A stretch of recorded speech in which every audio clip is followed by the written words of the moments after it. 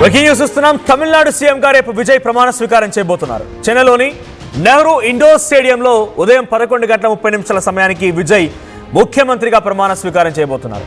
ప్రమాణ స్వీకారానికి అటు ప్రధాని మోదీతో పాటుగా LOP leader of opposition and Lok Sabha Rahul Gandhi కూడా ఆహ్వానం వెళ్ళినట్టు తెలుస్తోంది. అయితే రాహుల్ గాంధీ కూడా ఈ ఈవెంట్కి వస్తానని సుముఖత వ్యక్తం చేసినట్టు తెలుస్తోంది. అంటే ఆయన ఆల్రెడీ టీవీకేకి మద్దతుగా ఇస్తున్నారు కాబట్టి, మద్దతుగా నిలబడుతున్నారు కాబట్టి రాహుల్ గాంధీ విజయ్ ప్రమాణ స్వీకారానికి హాజరయ్యే అవకాశం ఉంది. తెలుగు రాష్ట్రాల సీఎంలు రేవంత్ చంద్రబాబుకు కూడా ఆహ్వానం అందించినట్టు తెలుస్తోంది. అటు మాజీ సీఎం జగన్కి కూడా విజయ్ ఆహ్వానం పంపారు. ఇక ఇవాళ గవర్నర్తో టీవీకే అధినేత విజయ్ భేటీ అవకాశం ఉంది. కాంగ్రెస్ సపోర్ట్తో టీవీకే ప్రభుత్వాన్ని ఏర్పాటు చేయబోతోంది. అయితే మద్దతిచ్చేటువంటి పార్టీలకి 4 నుంచి 6 మంత్రి పదవులు ఇవ్వాలని టీవీకే విజయ్ నిర్ణయం తీసుకున్నట్టు తెలుస్తోంది. అయితే కాంగ్రెస్కు 2 మంత్రి పదవులు రాబోతున్నాయి. సో అనుభవం ఉన్నటువంటి నేతలనే క్యాబినెట్లోకి తీసుకుపోతున్నారు విజయ్ని శాసనసభ పక్ష నేతగా ఆల్రెడీ టీవీకే ఎమ్మెల్యేలు ఎన్నుకున్నారు.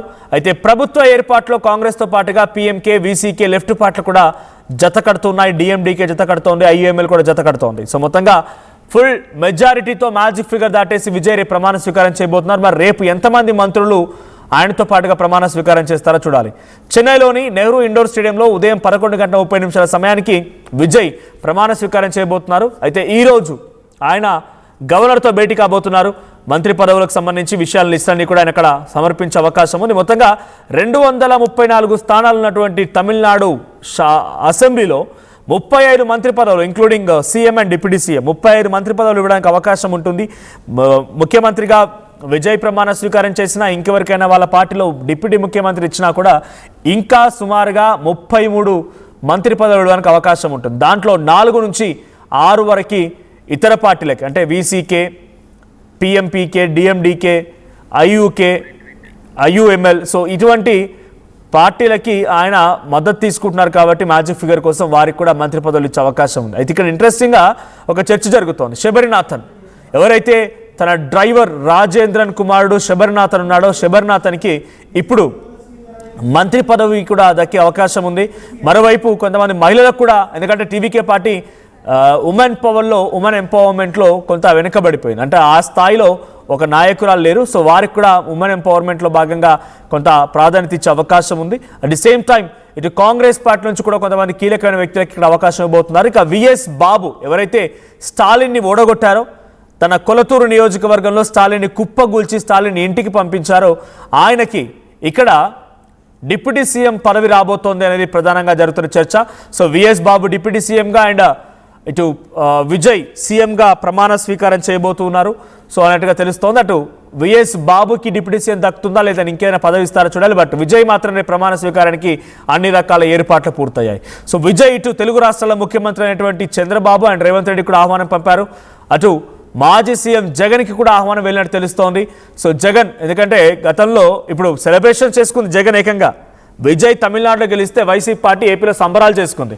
సో అటు జగన్ కూడా ఆహ్వానం అందించే అవకాశం ఉంది. ఇటు కర్ణాటక ముఖ్యమంత్రి సిద్ధరామయ్య కూడా ఆహ్వానం అందించబోతున్నారు విజయ్. సో వీరందరి నేతృత్వంలో రేపు అట్టహాసంగా సి జోసెఫ్ విజయ్ అనే నేను తమిళనాడు రాష్ట్ర ముఖ్యమంత్రిగా ప్రమాణ స్వీకారం చేయబోతున్నటువంటి ఆ ఒక్క మాట కోసం విజయ్ అభిమానులే కాదు ఈరోజు దేశమంతా ఆయన వైపు చూస్తోంది. ఎవరి ఊహకందని రీతిలో అత్యద్భుతంగా ఆకాశాన్నెత్తు ఆయన పార్టీని తీసుకెళ్లారు. సో ఎవరు ఊహించలేదు. ఒక 8th వండర్లా జరిగిపోయి 108 స్థానాల్లో గెలిచారు విజయ్. సో ప్రతి నియోజకవర్గంలో నేనే మీ అభ్యర్థి అన్నట్టుగా ప్రచారం చేసుకున్నారు.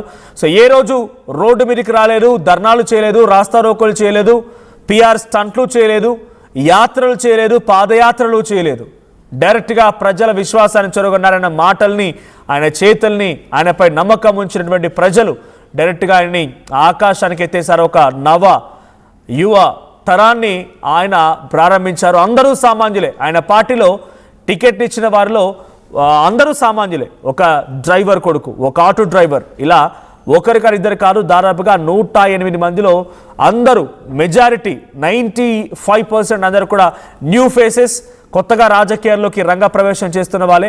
సో అటువంటి వారందరూ కూడా అవకాశం తీసుకున్నారు. ఇక్కడ మీరు చూస్తున్న విజువల్లో, పైన కనబడుతున్నటువంటి విజువల్లో కనిపించినటువంటి అభ్యర్థులంతా కూడా ఒకరేమో కారు డ్రైవర్ కుమారుడు, ఇంకొకరేమో ఆటో డ్రైవర్. ఎస్, ఇక్కడ ఫోటోలో కనిపించిన వ్యక్తి ఆయన ఆటో డ్రైవర్. ఆటో డ్రైవర్గా ఉన్న వ్యక్తిని రోజు ఎమ్మెల్యేగా చేశారు విజయ్. సో ఇంతటి స్థాయిలో ఘన విజయం సాధించినటువంటి పార్టీ టీవీకే.